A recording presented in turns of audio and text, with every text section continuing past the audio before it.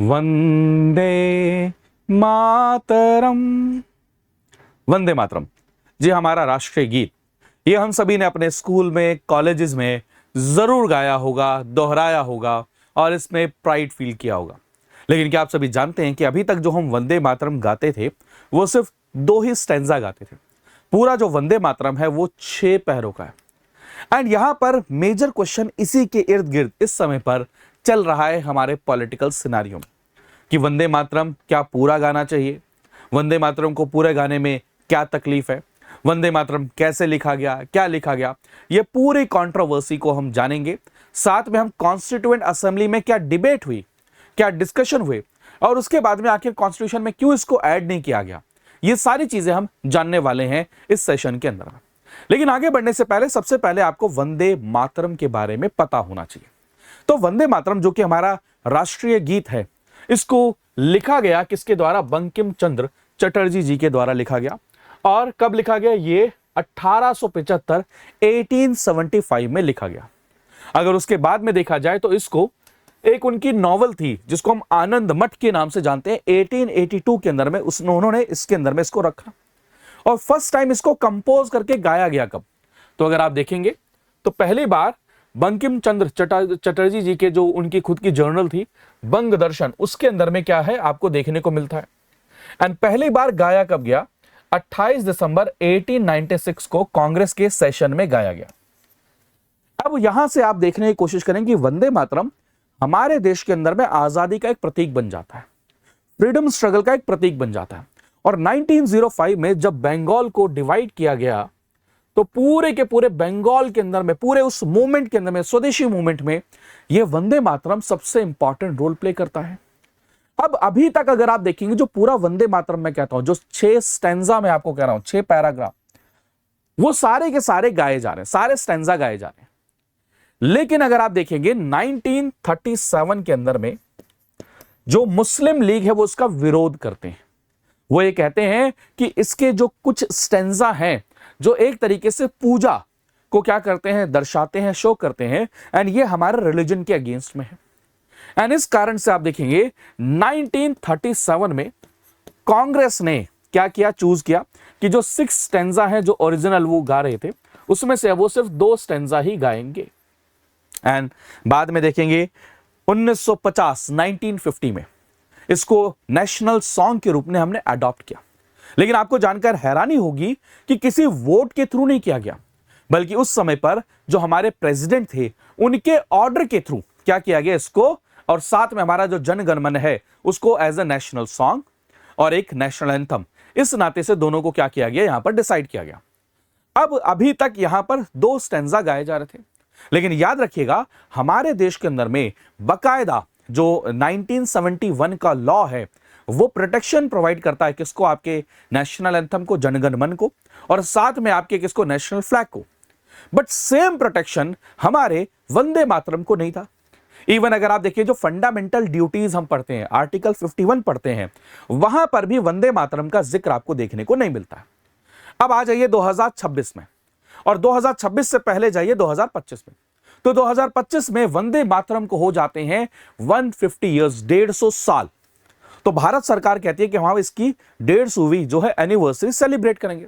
बहुत सारे कार्यक्रम होते हैं, बहुत सारे इवेंट्स होते हैं, एंड वहीं पर ही गवर्नमेंट ने मैंडेटरी कर दिया कि जब भी कोई गायन होगा, कोई भी कार्यक्रम होगा, वहां पर वंदे मातरम को पहले गाया जाएगा एंड पूरा वंदे मातरम गाया जाएगा। साथ में गवर्नमेंट ने यह भी कहा कि हम वंदे मातरम के 6 स्टैंजा को क्या करेंगे, गाएंगे। 2025 में होता है। अब आ जाइए 2026 में, तो गवर्नमेंट ऑफ इंडिया एक बिल लेकर आती है। वो बिल के थ्रू वो कहते हैं जी देखो हमारे नेशनल एंथम को प्रोटेक्शन है, हमारे नेशनल फ्लैग को प्रोटेक्शन है, तो क्यों नहीं हमारे जो वंदे मातरम है उसको भी सेम प्रोटेक्शन मिले। प्रोटेक्शन का मतलब कि अगर कोई नेशनल एंथम, नेशनल जो हमारा फ्लैग है उसका कोई अनादर करता है, उसको डिसरिस्पेक्ट करता है, तो उसको 3 साल तक की सजा मिल सकती है। तो ऐसे ही सेम प्रोटेक्शन वंदे मातरम के लिए भी क्यों नहीं। तो वो बिल को इंट्रोड्यूस किया जाता है एंड उस बिल को इंट्रोड्यूस करके वहां पर उसको पास भी करा लिया गया। तो आज की सिचुएशन ये है कि सेम प्रोटेक्शन जो नेशनल सॉन्ग को है, सेम प्रोटेक्शन नेशनल एंथम को है, और नेशनल हमारे फ्लैग को सेम प्रोटेक्शन है। अगर कोई इसका उल्लंघन करता है या फिर डिसरिस्पेक्ट करता है तो उसके खिलाफ में क्रिमिनल प्रोसीडिंग शुरू की जा सकती है। एंड यहीं पर ही एक मेजर क्वेश्चन मार्क निकल कर आता है कि क्या नेशनल जो सॉन्ग है, जो वंदे मातरम है, वो पूरा गाना है? क्या लॉ ये कहता है? एंड कॉन्स्टिट्यूएंट असेंबली में क्या हुआ था? तो मैंने आपको बताया जो 1937 में जो डिबेट निकल कर आई थी, उसी आइडिया को हमारी कॉन्स्टिट्यूएंट असेंबली ने भी अबाइड किया और कहा कि हम जो नेशनल सॉन्ग है उसको कॉन्स्टिट्यूशन में ऐड नहीं करते। एंड मैंने आपको बताया कि कॉन्स्टिट्यूएंट असेंबली के अंदर में कि हमारा national anthem and national song क्या होना चाहिए, इसके ऊपर में बहुत ज्यादा डिबेट चल रही थी। इवन जब से कॉन्स्टिट्यूएंट असेंबली बनी थी तब से लेकर लास्ट तक ये डिबेट चली जा रही थी। तो लास्ट में जाकर जो हमारे प्रेसिडेंट थे डॉक्टर राजेंद्र प्रसाद जी, उन्होंने अपने ऑर्डर के थ्रू इसको अनाउंस किया। वो भी कब? 24 जनवरी 1950 को। वोट के थ्रू नहीं, ऑर्डर के थ्रू उन्होंने कहा कि भाई जन गण मन हमारा नेशनल एंथम होगा और वंदे मातरम हमारा नेशनल सॉन्ग होगा, और दोनों ही बराबर हैं। क्या है? दोनों ही बराबर हैं, दोनों ही इक्वल हैं। ये स्टेटस उन्होंने वहां पर इसको सेट किया। लेकिन मैंने आपको बताया जब हमारा कॉन्स्टिट्यूशन बनकर आता है तो कॉन्स्टिट्यूशन में चाहे आप फंडामेंटल ड्यूटी की बात करें, चाहे आप कॉन्स्टिट्यूशन के अंदर प्रोविजंस की बात करें, वहां पर कहीं पर भी वंदे मातरम का हमें जिक्र देखने को नहीं मिलता है। एंड उसके पीछे जो बहुत सारे पॉलिटिकल एनालिस्ट हैं वो रीजन क्या देते हैं? वो रीजन वही देते हैं 1937 के अंदर में, और 1930s में अगर देखा जाए तो जो मुस्लिम लीग है एंड जो अलग अलग रिलीजन के लोग हैं वो इसका विरोध करते हैं। वो ये कहते हैं कि इस जो पूरा का पूरा हमारा जो वंदे मातरम है उसके जो फर्स्ट 2 स्टैंजा हैं वो तो फिर भी नेचर की बात कर रहे हैं, वो ओशन की बात कर रहे हैं, लेकिन जो लास्ट के स्टैंजा हैं वहां पर डीटी की बात हो रही है, वहां पर ईश्वर की बात हो रही है, वहां पर उनके पूजा की बात की जा रही है। इस कारण से हम उसको फॉलो नहीं करते हैं। एंड दैट इज व्हाई 1937 के अंदर में अगर आप देखें, मुस्लिम लीग ने इस पे ऑब्जेक्शन किया एंड कांग्रेस वर्किंग कमेटी ने वहां पर इसको रेजोल्यूशन लिया कि हम फर्स्ट 2 स्टैंजा को ही गाएंगे। एंड उसी को ही आप देखेंगे कॉन्स्टिट्यूशन में भी कंटिन्यू रखा गया। तो मैंने आपको बताया ये जो पहले 2 स्टैंजा हैं हम इन्हीं को ही गाते थे अभी तक। अब मेजर जो इशू आ रहा है वो इन अगले 4 स्टैंजा पर आ रहा है, जहां पर अलग अलग धर्म के लोगों का ये कहना है कि भाई आप ये समझने की कोशिश करो, पहली बात हमारे पास freedom of speech and expression है, प्लस में हमारा कॉन्स्टिट्यूशन हमें एक फंडामेंटल राइट देता है जो हमारे रिलीजन से रिलेटेड है। अगर हमारा रिलीजन ये कहता है कि हम किसी और रिलीजन को फॉलो ना करें तो हम अपने रिलीजन को फॉलो कर सकते हैं, अपने रिलीजियस मैटर को क्या कर सकते हैं? मैनेज कर सकते हैं। एंड इसलिए मैं यहां पर वंदे मातरम के इन स्टैंजास को क्या है मैं नहीं गाऊंगा, ऐसा करके आर्गुमेंट आता है। इवन जैसे आप देखेंगे दुर्गा मां, आप देखेंगे सरस्वती माता जी का यहां पर कई यहां पर जिक्र देखने को मिलता है। तो ये जो नहीं गाना है, ये जो कंट्रोवर्सी निकल कर आई है वो इसी कॉन्सेप्ट से निकल कर आई है कि वंदे मातरम क्या पूरा गाना है? क्या पूरा वंदे मातरम जो रिलीजियस जो क्या नाम है एस्पिरेशंस है या फिर जो रिलीजियस नेचर है उसको इंपैक्ट करता है? क्या सेक्युलरिज्म और रिलीजन के प्रोटेक्शन के जो फंडामेंटल राइट्स हैं उनके रिगार्डिंग आप कह सकते हैं कि भाई मैं वंदे मातरम को नहीं गाता हूं?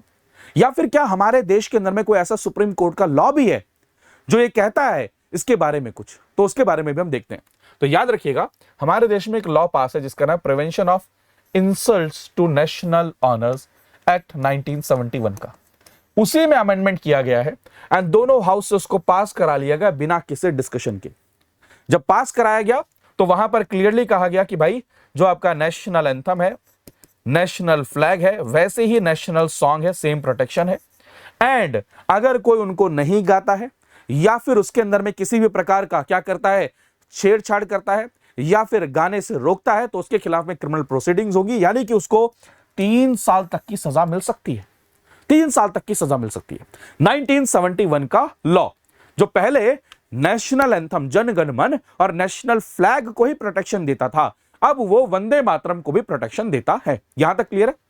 अब ये कह रहे हैं, यहां पर एक क्वेश्चन मार्क आता है। क्या क्वेश्चन मार्क आता है? कि गवर्नमेंट ऑफ इंडिया ने जो रिसेंट अमेंडमेंट किया है, क्या उस अमेंडमेंट में उन्होंने ये मेंशन किया है कि भाई सारे स्टैंजा को गाना है, ऑल 6 स्टैंजा को गाना है? तो कहते हैं इस लॉ में, यानी कि 1971 के लॉ में पहले भी और जो अमेंडमेंट के बाद में भी ऐसा कहीं पर मेंशन नहीं है। यानी कि कोई भी स्टेंजा को गाया जा सकता है। यहां पर लॉ के अंदर में वो आर्गुमेंट ये दे रहे हैं कि इस 1971 के लॉ में कहीं पर भी ये प्रिस्क्राइब नहीं है, मैंडेटरी नहीं है कि आपको पूरे उसका गायन करना है। पहली बात तो ये आर्गुमेंट, फर्स्ट आर्गुमेंट ये दे रहे हैं।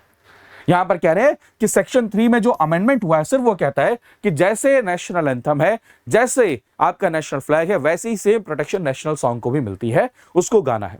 वहां पर कहीं पर भी ये नहीं कहा गया कि भाई सारे स्टेंजा को गाना है। पहली बात तो ये आर्गुमेंट ये दे रहे हैं जो आजकल टीवी पर डिबेट चल रही है। दूसरा आर्गुमेंट यहां पर आता है कि हमारे देश के अंदर में हमारे जो फंडामेंटल राइट्स हैं, खासतौर पे आर्टिकल 25 और 26, ये फंडामेंटल राइट देते हैं कि आप अपने रिलीजन को प्रैक्टिस कर सकते हैं। एंड अगर हम देखें तो जो लेटेस्ट स्टैंजा है उसमें दुर्गा जी का, लक्ष्मी जी का, सरस्वती जी का जिक्र है। एंड इसलिए ये इंपैक्ट कर सकता है दूसरे के किसी भी आर्टिकल 25, 26 को, यानी कि उसके जो फंडामेंटल राइट है रिलीजन से रिलेटेड, उनके ऊपर में इंपैक्ट कर सकता है। चाहे आपके हिंदू हो, मुस्लिम हो, क्रिश्चियन हो, सिख हो, बुद्धिस्ट हो, जैन हो, पारसी हो और अदर, हर किसी के हम प्लूरैलिटी की बात करते हैं, हर किसी के फेथ को प्रोटेक्ट करने की बात करते हैं, रिस्पेक्ट करने की बात करते हैं। तो ये कह रहे हैं कि अगर हम इसको फोर्स करते हैं तो ये कहीं ना कहीं उनके फंडामेंटल राइट्स के ऊपर में इंपैक्ट कर सकता है। अब तीसरा आर्गुमेंट क्या आता है कि ऐसा नहीं है कि कोई नया केस है, सुप्रीम कोर्ट में इससे पहले भी एक बार केस जा चुका है, लेकिन वो वंदे मातरम को लेकर नहीं, वो जन गण मन को लेकर केस गया था। तो दरअसल आप देखेंगे 1986 का एक विजय एम्यूनल वर्सेस स्टेट ऑफ केरला एक केस था 1986 का। दरअसल ये तीन भाई थे, तीन भाई के लिए तीन सिबलिंग थे, विजय, बीनू एंड बिंदु। ठीक है, ये तीनों के तीनों क्या कर रहे थे, वहां पर आप देखेंगे स्कूल के अंदर में जाते हैं एंड वहां पर देखेंगे जब जनगण मन की शुरुआत होती है तो खड़े हो जाते हैं मॉर्निंग असेंबली के अंदर में, लेकिन ये जनगण मन को गाते नहीं है। क्या है, गाते नहीं है, खाली रिस्पेक्टफुली खड़े हो जाते हैं। इनको वहां से एक्सपेल कर दिया गया। इन्होंने आर्गुमेंट ये दिया कि हमने गायन इसलिए नहीं किया क्योंकि हमारे रिलीजन में किसी और को वर्शिप करना क्या है, अलाउड नहीं है, इस कारण से हमने उसको गाया नहीं, बट हमने उसको रिस्पेक्ट दी। मामला जाता है कोर्ट के अंदर में, तो वहां पर केरला हाई कोर्ट ने कहा कि हाँ, इनको एक्सपल्शन जो किया है, इनको जो बाहर निकाला बिल्कुल सही किया, क्योंकि इन्होंने जन गण मन का डिसरिस्पेक्ट किया है। बट मामला फिर जाता है सुप्रीम कोर्ट में एंड सुप्रीम कोर्ट ने वहां पर अपनी जजमेंट दी। उस जजमेंट में वो कहते हैं कि अगर कोई पर्सन रिस्पेक्टफुली खड़े हैं और हम ये कह रहे हैं कि उनके पास में राइट टू रिलीजन है, आर्टिकल 25 की हम बात कर रहे हैं, freedom of speech and expression है, तो अगर वो रिस्पेक्टफुली खड़े हैं हम उनको फोर्स नहीं कर सकते गाने के लिए। तो 1986 का ये जो सुप्रीम कोर्ट की जजमेंट है एंड इन्हीं तीन बेसिस पर एक constitute assembly, fundamental right and 1986 के ये जो जजमेंट है सुप्रीम कोर्ट की, उसको आधार बनाकर ये कहा जा रहा है कि ये अभी भी लागू होता है, इवन वंदे मातरम के केस के ऊपर में भी लागू होता है। एंड इस कारण से पूरी की पूरी कंट्रोवर्सी चल रही है, जहां पर कई सारे लोग कह रहे हैं कि हम वंदे मातरम का गायन नहीं करेंगे, हम अपनी मर्जी से कुछ सिलेक्टेड स्टैंजा का क्या करेंगे, गायन करेंगे। एंड इस कारण से पूरा का पूरा डिबेट डिस्कशन चल रहा है, जिसके बारे में हमने डिटेल में आज डिस्कशन किया है। आपका ओपिनियन क्या है इस टॉपिक के ऊपर में, कमेंट करके जरूर बताइएगा। एंड मेरे प्यारे दोस्तों, अगर आपको लगता है ये वीडियो ने आपको कुछ बेनिफिट या फिर कुछ चीज़ें पहुंचाई हैं तो अपना वैल्यूएबल फीडबैक जरूर शेयर करिएगा। ये सोशल मीडिया हैंडल्स हैं, आप फॉलो कर सकते हैं। थैंक यू सो मच, अपना ध्यान रखिए, मुस्कुराते रहिए, बाय बाय, टेक केयर दोस्तों, जय हिंद।